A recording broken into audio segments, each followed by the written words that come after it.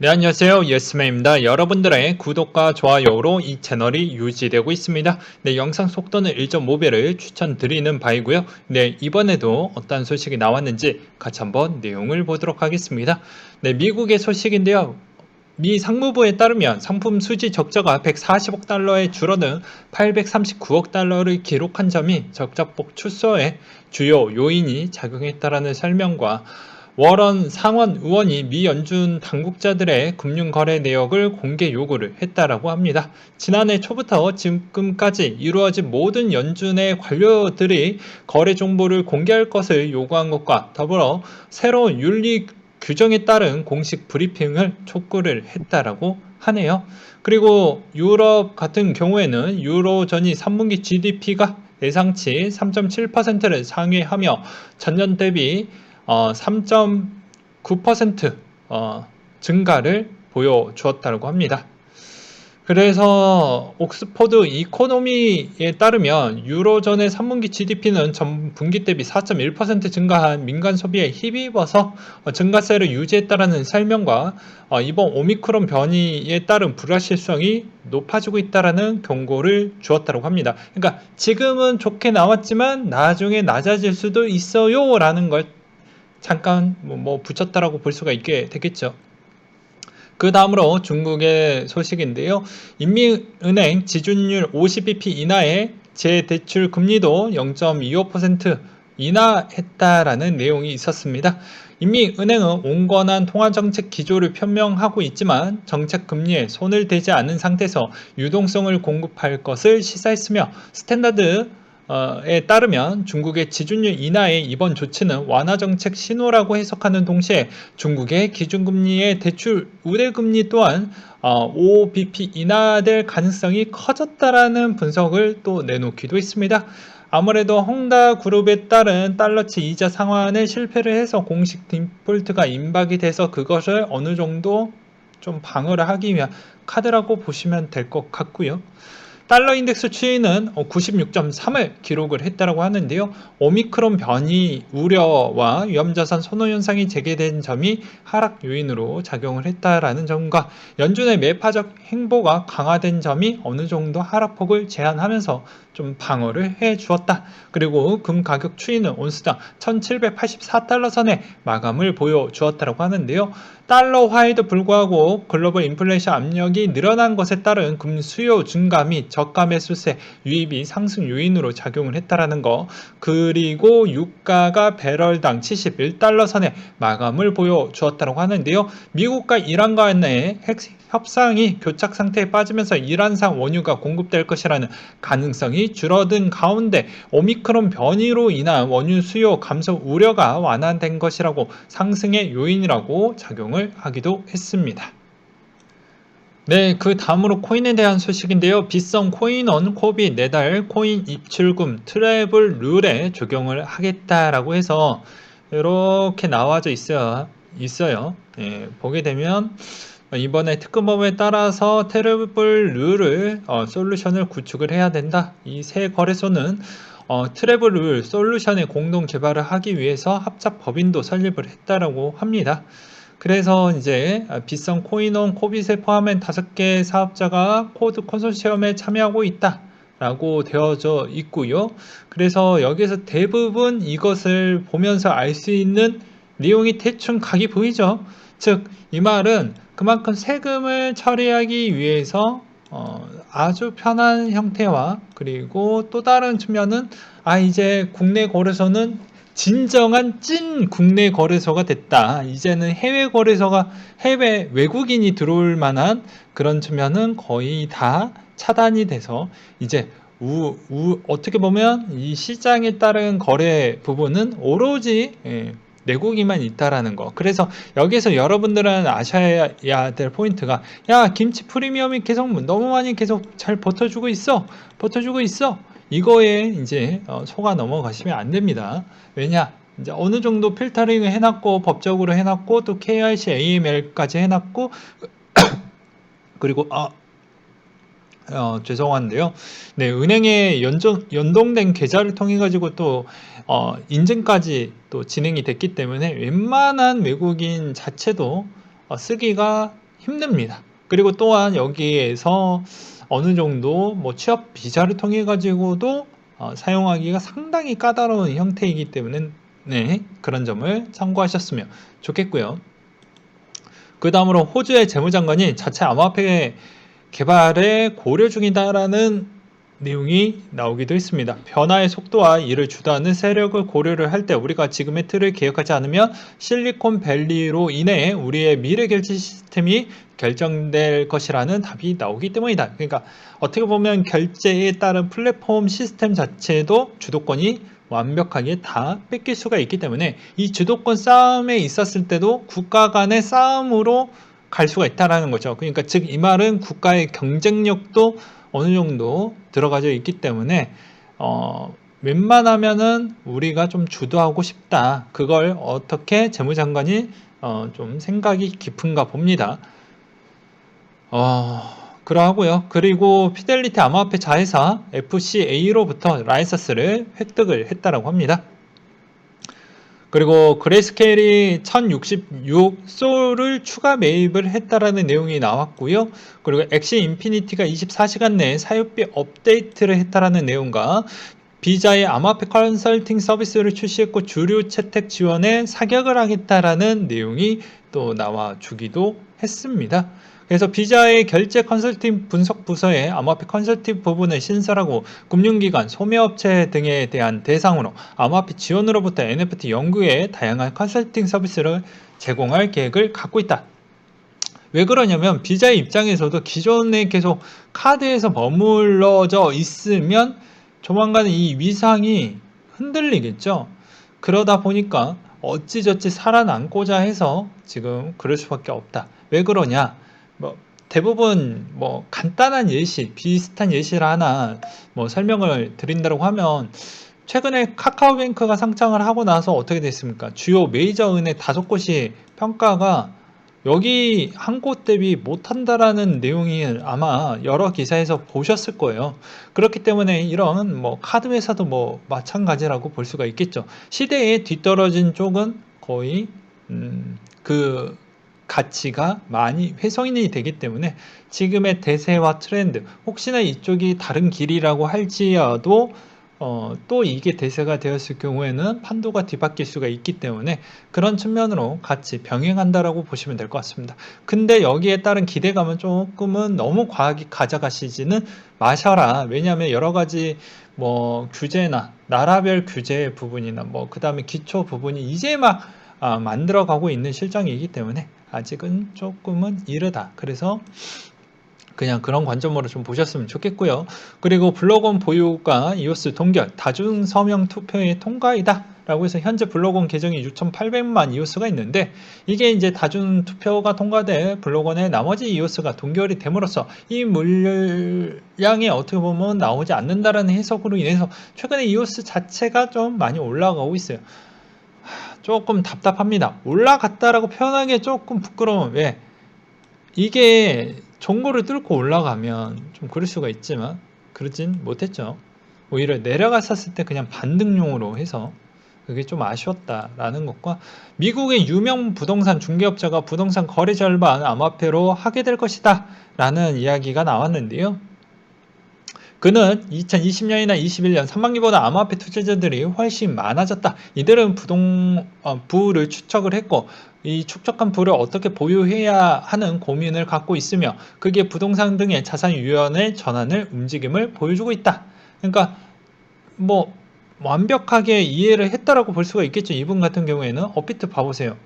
딱 어느 정도 돈 보니까 딱 건물 하나 딱 사고 땅 사고 뭐 그랬죠. 지분 사고 빗썸도 우리도 건물 하나 가져가고 뭐 비슷한 형태이죠. 그래서 뭐 맞는 건데 그게 어차피 최종 형태는 부동산 쪽에 와의 또 뗄라 뗄 수 없는 관계이기 때문에 아무래도 부동산 시장에 따른 이런 혁신이 빨리 일어날 것이다 뭐 그런 내용으로 보시면 될 것 같습니다. 근데 이 NFT 쪽을 조금 더 긍정적으로 바라보긴 했지만 이게 이해관계가 좀 필요할 것 같은데요. 뭐 미국 같은 경우는 제가 부동산 시장 자체를 조금밖에 공부를 안 해서 뭐라고 말하기가 좀 그렇긴 하지만 여기는 중간계 컨설팅 쪽이 알아서 좀 해주는 시스템이 있습니다. 근데 이제 이게 아마 대부분에 있는 나라들과 공통점을 뽑아서 본다고 하면 아마 그런 중개하고 있는 회사들에 대한 입장이 난처해지겠죠. 특히 한국이 제일 심하게 반대하지 않을까 싶습니다. 왜냐하면 중개업자에 따른 라이센스, 즉 이 자격증 자체가 쓸모가 없어지면서 시대에 뒤떨어지면서 어떻게 하겠습니까? 당연히 중개소에 중개업을 하고 계시는 그런 중개사 분들이 항의를 많이 하겠죠. 네.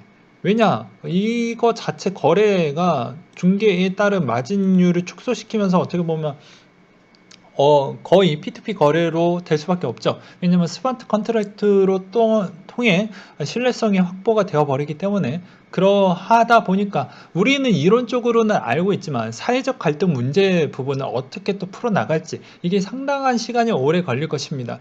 근데 이거는 뭐 답은 정해져 있긴 하겠지만 이걸 어떻게 또 제도적으로 또 정치적으로 어떻게 또 사회적인 문제를 좀 넣어서 또 다른 법안이 만들어질 것인지를 좀 지켜볼 필요성이 있을 것 같아요. 그래서 이론적으로는 이 사람의 주장도 맞긴 하지만 그게 쉽지는 않는다. 밥벌이가 걸려져 있기 때문에 뭐 이렇게 설명을 드리겠고요.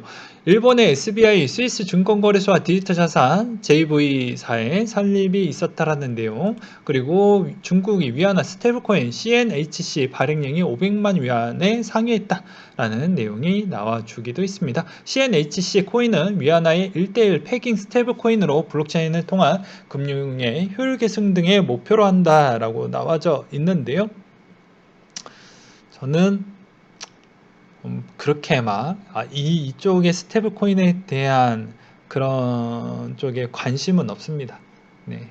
왜냐하면 이미 달러 기반형 측면으로 쏠렸기 때문에 이쪽이 만약에 시장이 커진다고 해도 저는 오히려 이쪽의 스테이블 코인이 더 위험하다라고 보여집니다. 뭐 당연히 여러분들 이 정도 이야기하면 아마 알아먹었을 거라고 보여지고요. 플랜 B가 S2F 모델 실패할 수 있다라는 이야기를 했는데요. 거시적 변화를 넣지 않았기 때문에 예측이 실패할 수 있다. 그래서 이건 그냥 데이터의 한 참고사항으로 좀 봐줬으면 좋겠다. 그래서 뭐 보게 되면 뭐 코로나도 있었고 뭐 테이퍼링도 있었고 뭐 여러 가지 뭐 이슈가 좀 많이 있었죠. 그렇다 보니까 이 모델이 꼭 맞다라고 보기는 좀 어려운 부분은 없지 않아 있습니다. 근데 대부분 이렇게 계속 얘기가 나오는 걸 보면 알 수가 있죠. 그만큼 유저 수가 많이 되고 그런 사람들에 따른 불만감이 꽤 커진다라고 볼 수가 있게 되겠죠.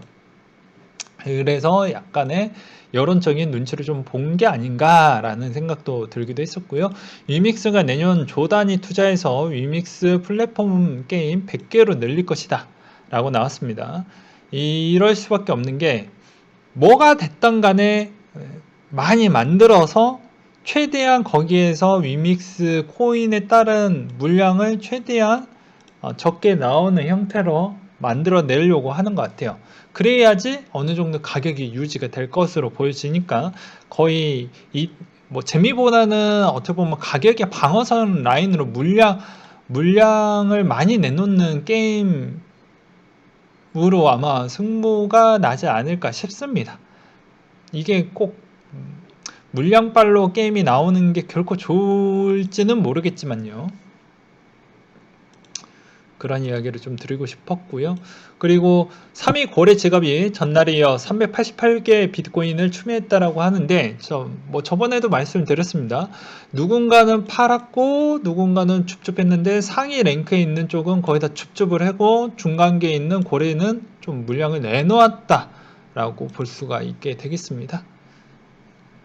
그리고 최근에 원효띠님에 있는 트레이닝에 좀 실적이 요새 좀 저조하다라는 내용이 많이 나오고 있는데요.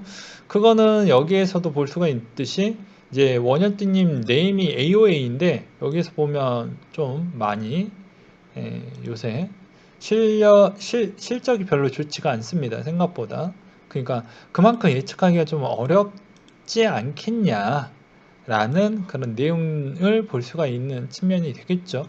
그리고 암호화폐 회의론자 5시 시청장의 후보 사퇴 요청에 통과가 됐다라는 내용이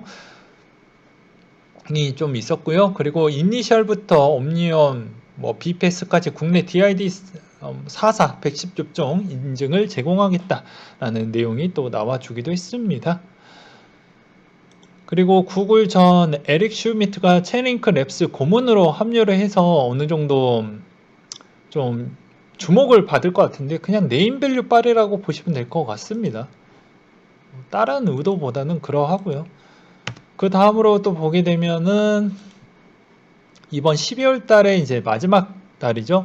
근데 거의 다 시즌 자체가 이번 2021년 시즌은 거의 다 끝났다라고 볼 수 있습니다.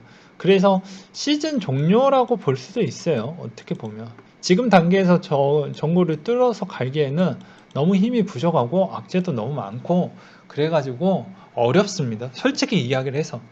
네, 솔직히 이야기를 해서. 물론 제 의견이 틀려서 더 정보에 올라갔으면 좋겠지만 현실적으로는 좀 불가능하다라고 저는 말씀을 드리고 싶고요. 이걸로 또 예측할 수 있는 부분에 따른 모델을 알 수가 있는데요. 자, 보게 되면 15년도 16, 17 시즌은 좋지 않았습니까? 이게 12월 달에 마지막 달이다 보니까 이 1월과 같이 좀 보실 필요성이 있습니다. 다른 달 대비보다는. 그래서 너무 많이 오르면 이럴 때 무조건 조정이 들어왔던 형태를 알 수가 있었고 오히려 조정폭이 좀 어중간하게 들어왔다고 해도 조정폭이 꽤 커지거나 아니면 최소화 정도 평균 좋지 않았고 그러면서 2020년도 때만 약간 좀 이례적으로 나와주었던 측면이 있었습니다. 그러니까 즉 어떻게 보면은 평균적으로 12월 달에 2 이상 더 많이 밀리게 된다고 하면 아무래도 1월 달은 약간의 2014년도 정도에 따른 퍼센티지로 어느 정도 버텨지겠지만 판도는 2월에서 3월 정도의 방향성이 명확하게 갈리지 않을까라는 저의 그냥 개인적인 매우 주관적인 생각이 들지 않을까 싶습니다. 그것도 이제 약간의 말도 안 되는 논리 하나를 좀 꺼내 보도록 할게요. 일단은 12월 1월 달까지는 미국도 아무런 액션과 행동과 계획이 나오지 않습니다. 전반적으로 해당 정부의 정책 계획이 수립이 되고 실질적으로 움직이는 때는 2월부터 3월 사이가 제일 활발하게 움직이게 됩니다. 그래서 이제 못해도 어떻게 보면은 뭐가 됐든 간에 12월하고 1월 달이 어떻게 보면 공백기라고 볼 수가 있겠죠. 대부분 나라들의. 그래서 가장 악재도 피하고 뭐도 피하고 싶다라고 하면 12월 1월 달 정도에 어찌저찌 해가지고 어거지로 좀 많이 올라가길 바래야 되는데 어떻게 보면은 12월 달에 대한 평균 추이는 좀 확실하게 호불호가 좀 갈렸습니다. 보게 되면. 그렇죠. 좋을 때는 확 좋거나 나쁠 때는 확 나쁘거나. 근데 1월 달 추이를 보게 되면 거의 고만합니다. 솔직히. 네. 너무 확 좋았던 때를 빼면 네. 고만고만해요. 그러하기 때문에 1월 달에 있는 장은 별로 그냥 고만고만하지 않을까라고 저는 보고 싶습니다. 그러니까 2013년도를 제외한 나머지 쪽은 거의 다 고만고만했다라고 볼 수가 있겠죠. 그래서 그런 이야기를 좀 드리고 싶었고요. 그리고 청문회 부분으로 인한 지금 또 조정 부분이 일어나고 있는 실정이 나오고 있습니다. 여기 청문회에 있다라고 했죠. 그래서 주요 암호화폐 거래 부분으로 인해서 여기에서 이제 대부분 사람들이 참여를 해가지고 이런 이야기 저런 이야기 하면서 저번에도 제가 이 청문회 부분으로 인한 등락폭 매우 커질 수가 있어요. 그리고 눈치 보기 장이 나올 수가 있어요. 별로 좋지 않은 이야기가 훨씬 더 많이 나올 수 있는 확률이 매우 높겠죠. 라고도 얘기를 하기도 했습니다. 그래서 그때마다 대응을 잘했으면 좋겠습니다. 라고 이야기를 했지만 또 구독자 일부분 사람들은 잘 대응을 했을 거라고 보여지고요. 여기서 뭐 코인베이스 등등 여러 또 관련된 사람들이 어떤 이야기에 따라 등락폭이 좀 커질 수 있다. 아무튼 저는 올해 시즌은 뭐가 됐든 12월 달은 이제 거의 다 끝났기 때문에 그냥 시즌 종료가 맞는 표현인 것 같아요. 네, 그래서 웬만하면 여기에서 기대감을 조금 더 내려놓고 내년 시장을 조금 더 계획하고 조금 체계적으로 내가 어떠한 전략을 해서 어떻게 또 가져갈 것인지 그런 부분을 좀 보고 저도 내년을 좀 정비를 하면서 어떠한 투자 스타일로 또 전략을 또 짜가지고 그 전략을 아주 또 잘해서 좀 가도록 하지 않을까 싶습니다. 그리고 미리 알려드리는 부분인데요. 아무래도 제 내년 전략은 저는 좀 분할을 좀 더 많이 해가지고 만약에 사게 된다라고 하면 많이 해가지고 사지 않을까 싶습니다. 왜냐, 저 또한 너무 예측하기가 힘들 것 같아요. 그래서 아무래도 많이 쪼개서 진입을 하지 않을까라는 생각이 많이 들거든요. 시장이 생각보다 너무 재미가 없어서 최근에 많은 또 단기 투자자들이 매우 많이 떨어지고 있습니다. 떨어져 나가고 있습니다. 그래서 여기서 또 갈리게 되죠. 인생의 갈림길이 또 나오게 될 것입니다. 단기 투자자를 할 거라고 하면 여기에서도 대부분 최근에 유튜버 분들 막 여러 군데 한번 가끔 들어가 봤거든요. 제 해외에서 그렇게 별로 그 프레임 수가 잘 나오지가 않습니다. 그리고 이제 핑도 조금 튀고요. 그러하다 보니까 몇 개를 좀 보게 되면 느끼는 점이 다 트레이더에 따른 꿈을, 야망을 많이 갖고 계시는 것 같아요. 근데 그 트레이더에 도전하는 거는 저는 매우 존경하다라고 볼 수가 있습니다. 예, 저도 한때 그런 꿈도 갖고 있었고, 원래 할 수도 있지만, 저는 좀 더 다른 시간 쪽으로 할애해야 되고 할 것도 많고 그러다 보니까 중간에 좀 하다가 이제 제 패턴을 조금 더 바꿨죠. 물론 지금도 할 수도 있지만 그냥 안 하는 것 뿐입니다. 네. 근데 이제 여기에서 알 수 있는 거는 저는 저번에도 그때 당시에도 이야기를 해드렸던 것 같아요. 트레이더를 할 거면 정말 미친 정도로 해야 된다. 그리고 정말로 미쳐야지만 트레이더에서 성공할 수가 있다. 라고 볼 수가 있거든요. 대부분 트레이더 성공했던 사람들 보면 그냥 24시간 그냥 거의 컴퓨터처럼 계속 게임하듯이 쳐다보고 있는 거랑 똑같습니다. 그래서 1년 동안 그리고 2년 동안 정말 아무 데도 안 가고 아무 데도 놀러 가지 않고 계속 보았을 때에 따른 실적이 안 나오면 과감하게 접으셔야 됩니다. 최대 2년 때까지도 했었음에도 불구하고도, 물론 다른 직장 없이 했다라는 전제 조건 하에, 만약에 직장이 있다라고 해도 남은 시간 쪼개가지고 2년 동안 평균치를 냈었을 때 별로 효과가 나오지 않으면 다른 스타일로 좀 조정을 할 필요성은 있어요. 그리고 웬만하면 직장인 입장에서 단타 부분으로 인한 수익 대비보다는 그냥 초장기 투자나 아니면 중장기 투자 모델이 가장 이상적입니다. 왜 이제 대부분 전문가들이 그런 이야기를 많이 하냐면, 가장 중요한 시점에 회의를 들어가거나 가장 중요한 시점에 무엇을 좀 하게 되면 이 일에 집중이 잘 안 됩니다. 그래, 이 일의 능률도 떨어지고 그게 오히려 또 상사와에 따른 관계와 자기에 따른 또 그런 실력에 따른 평가가 또 많이 회사에 영향을 미치게 됩니다. 그러면 또 진급에 따른 영향을 끼치게 되고요. 그리고 두 번째로는 또 부분이 대응의 영역 부분에서 이미 벗어나져 있는 측면이 있기 때문에 자기가 원하는 시간대의 수익을 내기가 좀 어렵습니다. 저녁 시간 안에서도 자기가 원하는 모델링 안에 어떻게 보면은 그런 차트가 나오지 않았음에도 불구하고도 어찌저찌 해서 억지로 매수를 하려고 하는 심리적인 작용이 발생을 할 수가 있어요. 왜냐면 나는 매일같이 트레이닝을 해서 또 매수를 해서 꼭 차익 실현을 해야 되겠다는 목표치가 있기 때문에 이 어려운 차트 모양에서도 좀 수익을 한번 내보려고 매수 버튼을 많이 누르시는 분들도 있을 겁니다.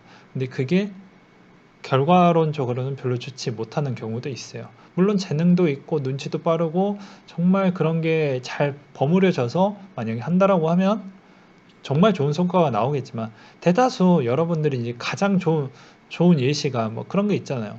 누구 똑같이 공부를 하고 똑같은 시간에 해도 누군가는 수행평가 1등급 받고 또는 뭐 전교 1등을 하는 친구가 있는 반면, 똑같은 시간에 똑같이 공부를 했어도 누구는 중간 등급에서 놀고 또 전교에서도 중간 등급에서만 노는 그런 형태라고 보는 게 바람직할 것 같습니다. 그래서 어떤 직업이든 어떤 측면이든 간에 자기만의 그런 달인의 숨겨진 모습이 있는데, 그걸 내가 그 원석을 내 적성에 잘 맞아가지고 그걸 잘 캐내서 그게 보석이다라는 걸 증명하기까지가 좀 어렵죠. 자기도 자기 길이 정말 우연의 일치로 잘 맞아떨어지면 정말 땡큐인 거고요. 근데 그게 진짜 쉽지가 않더라고요. 저는 순수 노력형입니다. 네. 저를 제 자신을 설득을 해야지, 주관적으로 설득을 해서 요거 괜찮다라고 딱 해야지만 매수가 들어가고, 그렇지 않았을 경우에는 절대 매수를 하지 않습니다. 그리고 요새 업무량이 갈수록 높아져서 요새 어떻게 해서든 포트폴리오 부분을 조금 더 다변화시키고 해가지고 요새는 이제 몇 년 안 남았어요. 예. 근데 이제 퇴사를 좀 빨리 해야 되다 보니까 이 단기 트레이딩 쪽에 따른 목적을 좀 더 하기에는 다른 쪽에 따른 정보와 그런 걸 또 포트폴리오, 제 재무에 따른 포트폴리오를 다듬기에는 조금은 시간이 많이 필요할 것 같아가지고 어쩔 수 없이 선택과 집중으로 인해서 요 정도 선으로 좀 끝냈다라는 점을 참고하셨으면 좋겠습니다. 또 오늘도 뭐 헛소리 좀 뒷부분에 가서 좀 많이 하긴 했었지만 누군가한테는 또 도움이 될 수도 있고 그러지 않으실 수도 있겠죠. 네. 요 정도 선으로 또 마무리를 지어보도록 하겠습니다. 그래서 뭐 정리를 해본다라고 하면 12월 장 이제 얼마 남지 않았기 때문에 그냥 가족분들과 오순도순하고 시장의 분위기는 거의 변하기에는 좀 어려울 것 같다. 다음 주에도 또 안 좋은 부분에 따른 그런 일정들이 좀 많이 있기 때문에 변화점은 거의 변화 없이 그렇게 될 것 같고, 1월 달에는 아무래도 재미없는 장이 계속 이어질 것으로 보여지기 때문에 못해도 12월 마지막 주에서 1월 넘어가는 시점에서 어떠한 큰 변화점에 따른 차트가 올라갈 수 있는 변화점을 주지 못한다고 하면 1월 달에도 그냥 고만고만한 시장이 되지 않을까라는 저의 주장을 좀 펼치면서 이상으로 한번 맞춰보도록 하겠습니다.